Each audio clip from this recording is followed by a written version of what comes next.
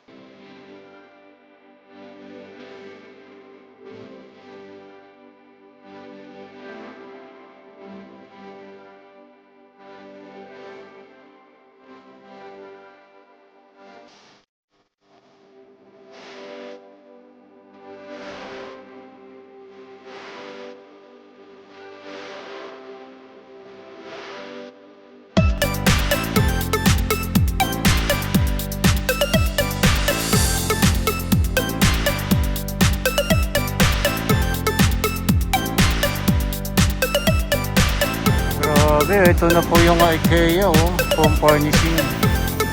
Ito po sa Mall of Asia. IKEA, yun, oh.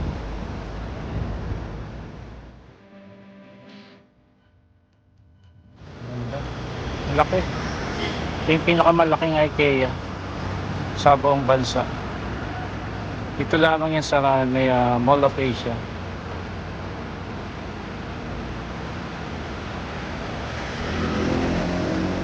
Excited na tayo dito mag-open.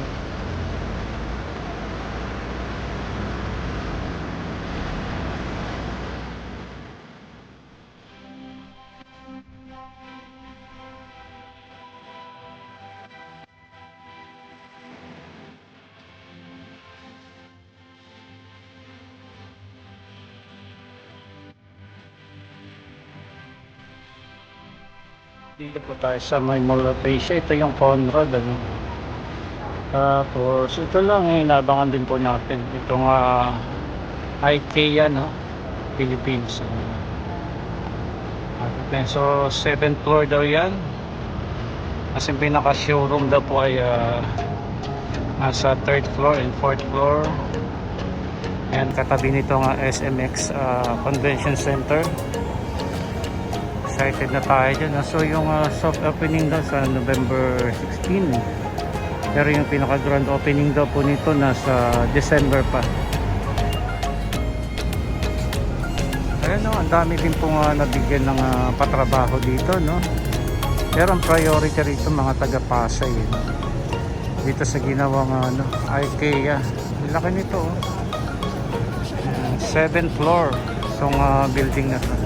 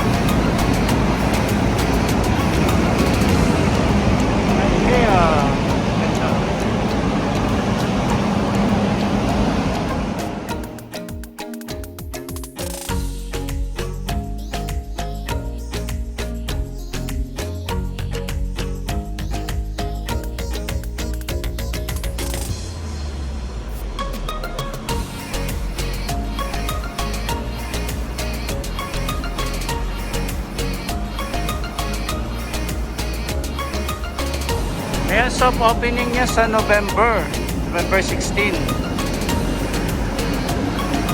Kaya may simbahan dyan para hindi kayo maligaw. Yung malapit lang yan dyan.